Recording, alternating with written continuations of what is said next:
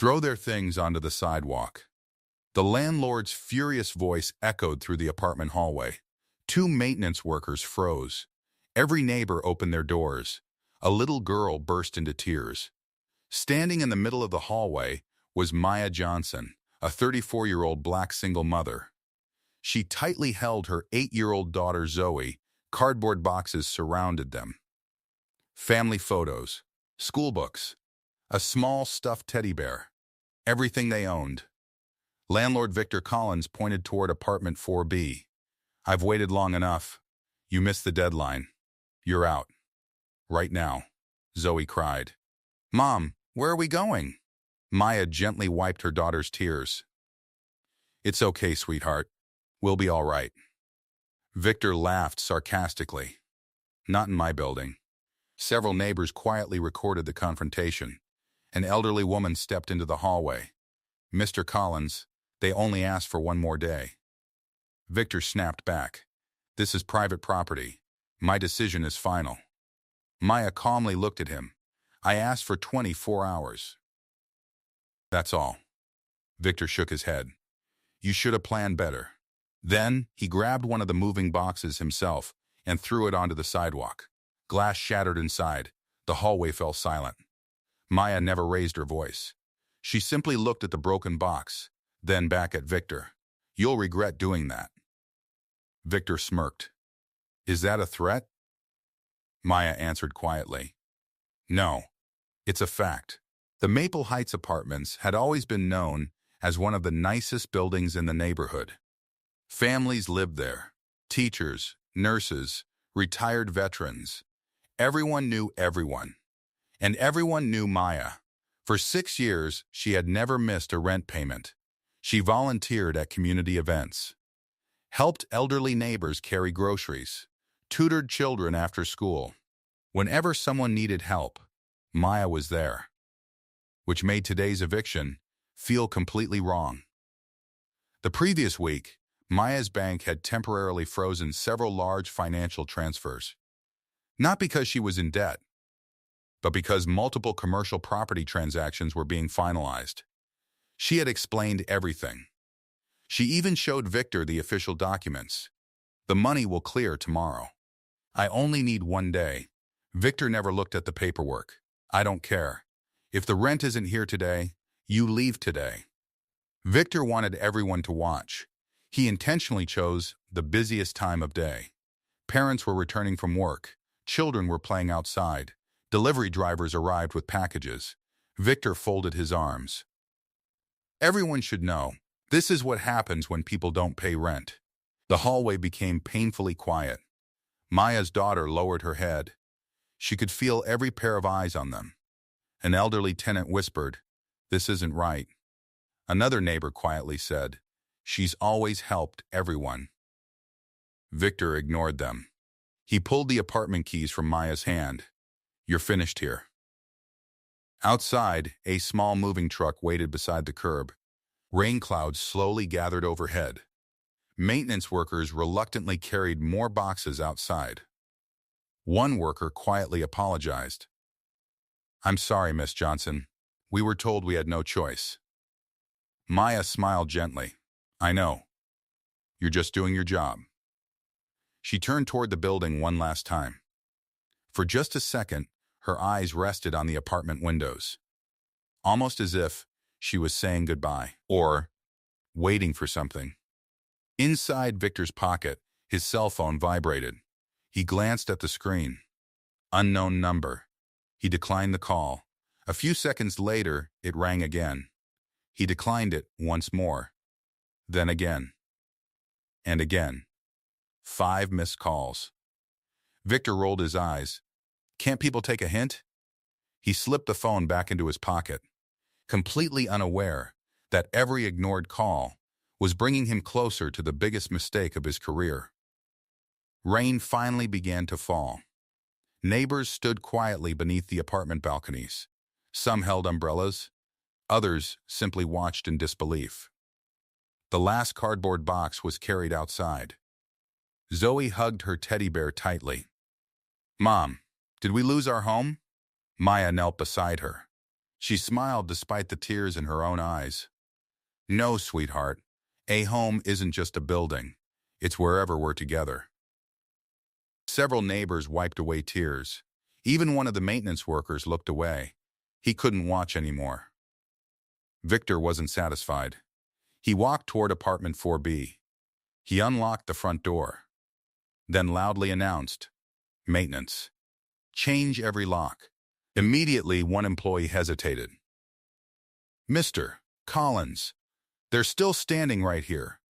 Victor glared at him. "Did I stutter?" The employee quietly nodded. "No, sir."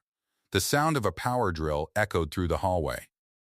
Every turn of the screwdriver felt like another insult. Zoe buried her face against her mother's shoulder. Mrs. Eleanor Davis, a retired school principal who had lived in the building for 25 years, stepped forward. "Victor, I've watched this young woman help this community for years. When my husband passed away, she brought me dinner every night for 2 weeks. When Mr. Hernandez had surgery, she drove his wife to the hospital. When the Johnson twins struggled in math, she tutored them for free." She looked directly into Victor's eyes. "And this is how you repay her?" The hallway became silent. Victor shrugged. "This isn't personal. It's business." Mrs. Davis quietly replied, "Good business never forgets its humanity." Victor's phone rang again. This time, the caller ID displayed Sterling Capital Holdings. He frowned. "What do they want?" He answered impatiently. "This is Victor Collins." A calm professional voice replied, "Mr. Collins, we've been trying to reach you for the last 30 minutes. I'm in the middle of something. It concerns Maple Heights Apartments." Victor sighed. "What about it?" "The ownership transfer was finalized this morning." Victor smiled confidently. "I know. I've been expecting confirmation." The voice paused. "Excellent. Then you'll want to welcome the new owner." Victor laughed. "I already have a meeting scheduled next week. I'm sure we'll get along just fine." The voice became very quiet. "I don't think you understand. The new owner is already there." Victor looked around. "What?" "She's standing outside your building." His smile disappeared. Victor slowly turned toward the sidewalk. Dozens of tenants stood outside. Children, parents, maintenance workers, delivery drivers. But no one looked like a corporate investor. He spoke into the phone. "I don't see anyone." The voice asked one question. "Do you see Miss Maya Johnson?" Victor frowned. "Yes. She's the woman I just evicted." There was complete silence. Then, the representative quietly answered, "Mr. Collins, Miss Maya Johnson is the managing partner of the investment group that completed the purchase this morning." Victor stopped breathing. "What?" "She now represents the ownership of Maple Heights Apartments." The phone nearly slipped from his hand. Before Victor could speak, 3 black luxury SUVs turned onto the street. They stopped directly in front of the building. Everyone looked up. Well-dressed executives stepped out. A middle-aged woman in a navy business suit walked directly toward Maya. She smiled warmly. "Good afternoon, Miss Johnson. My apologies for the delay. The final documents have been recorded with the county." She handed Maya a leather portfolio. "It's official.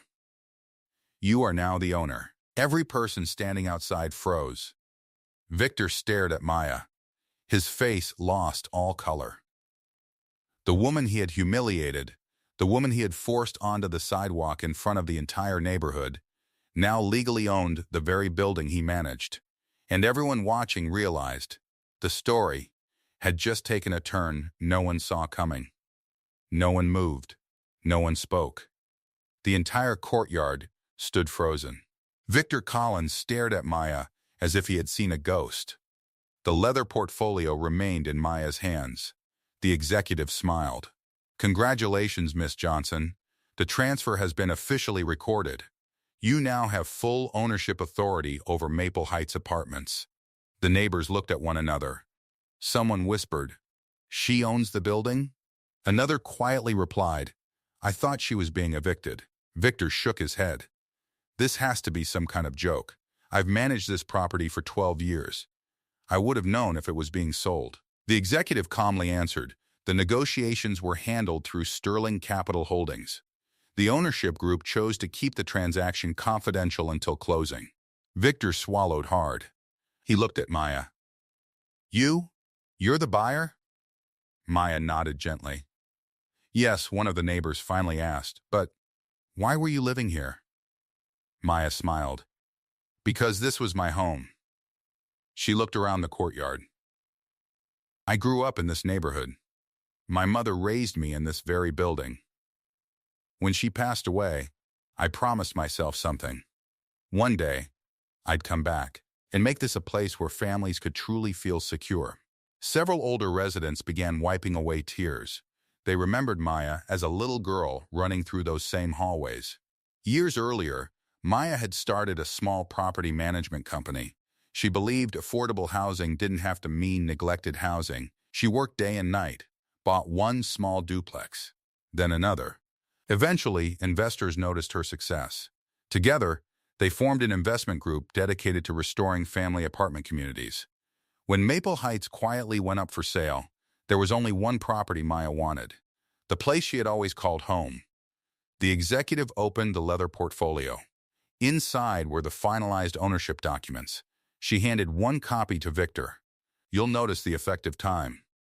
Victor's hands trembled. He looked down. The ownership transfer had been completed, nearly 40 minutes before he forced Maya out of her apartment.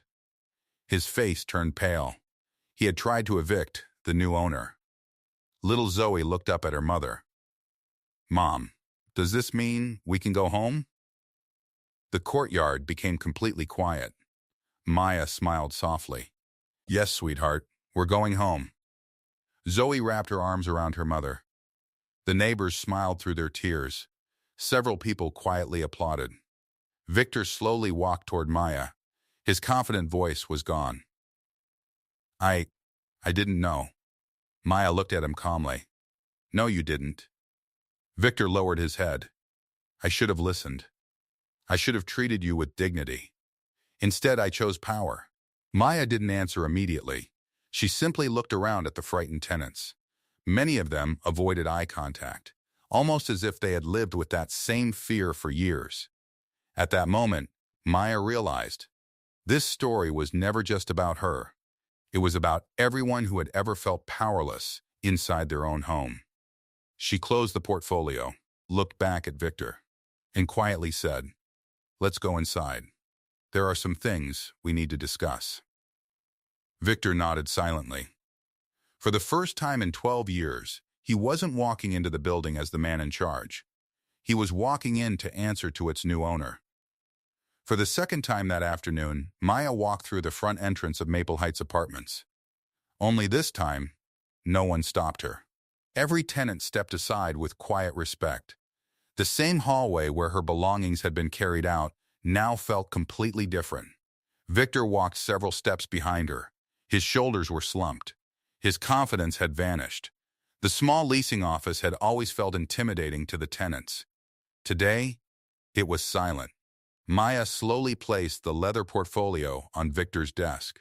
She looked around the room, walls covered with late payment notices, complaint files stacked in boxes, maintenance requests scattered across the desk. She picked up one folder. It had been marked delayed. Then another. Pending. Another. Budget hold. She looked at Victor. How long have these been sitting here? Victor hesitated. Several months. Maya opened another file. A ceiling leak. Ignored. Broken heating. Delayed. Faulty smoke detectors. Still waiting. Her expression grew more serious. So while families were living with these problems, you were threatening evictions? Victor couldn't answer. An elderly maintenance supervisor quietly knocked on the open office door. His name was Samuel Carter. He had worked at Maple Heights for nearly 30 years. Miss Johnson, may I say something? Maya smiled, of course. Samuel took a deep breath. We reported these repairs over and over, but every request was denied. Victor slowly closed his eyes. Samuel continued, We weren't told to protect people. We were told to protect the budget. The room became silent. Several office employees lowered their heads. They knew it was true. Within an hour, every family gathered in the apartment courtyard. Children played near the benches. Senior residents sat together quietly. No one knew what would happen next.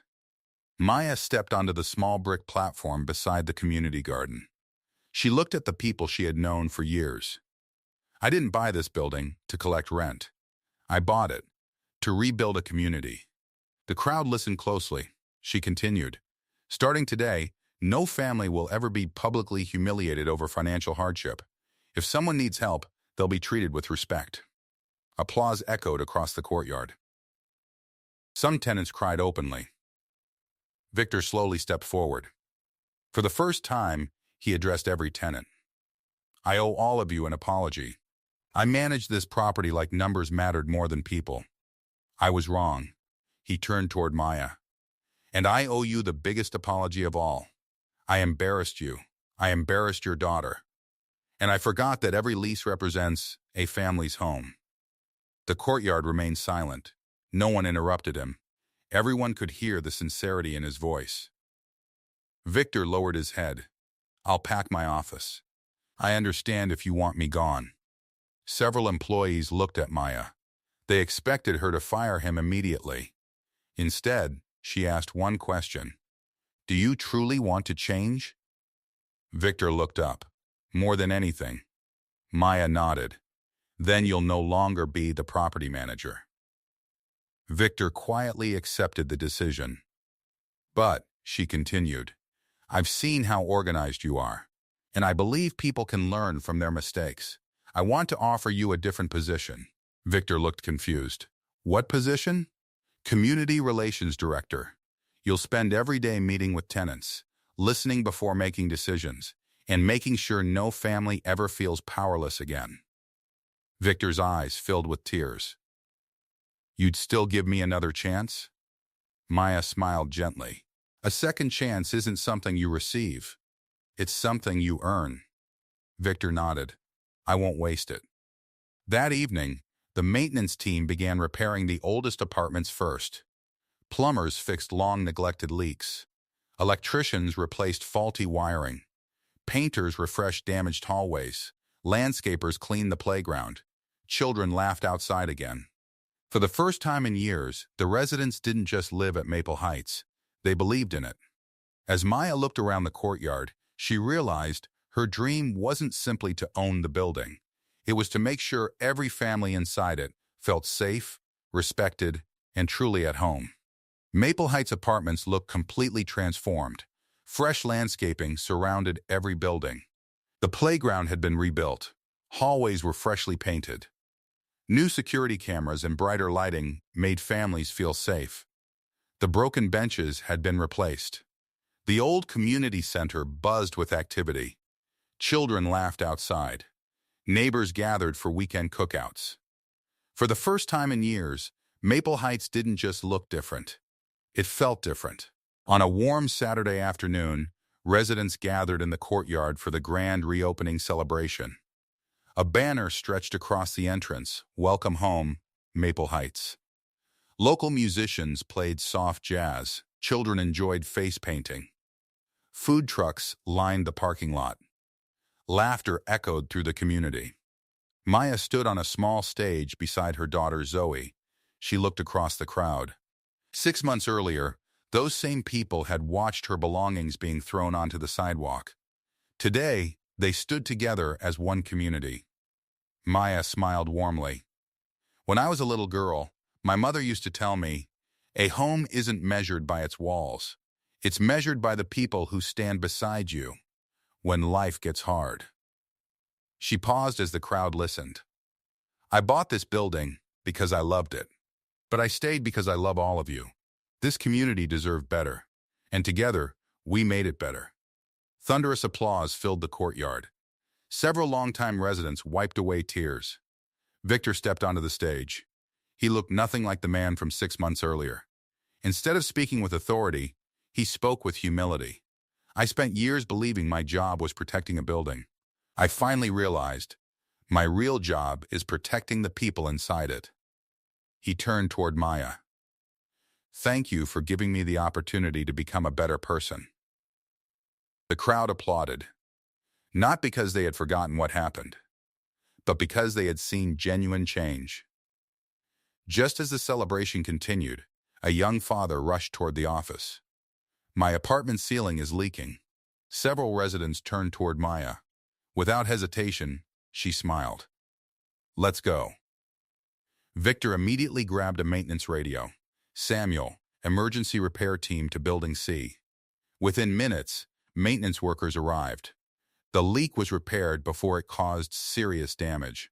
The young father looked amazed. That was fast. Victor smiled. That's how it should always be. The residents applauded. This time, no one had to beg to be heard.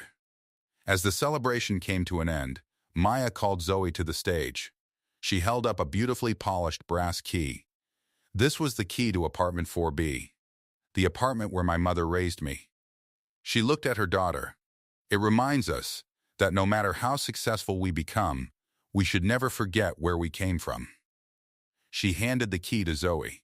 One day, I hope you'll use your success to open doors for other people. Zoe hugged her mother tightly. The audience smiled through tears. As the sun began to set, Maya slowly walked through the courtyard. Children played safely on the new playground. Neighbors laughed together. Maintenance workers greeted residents by name. Victor helped an elderly tenant carry groceries upstairs.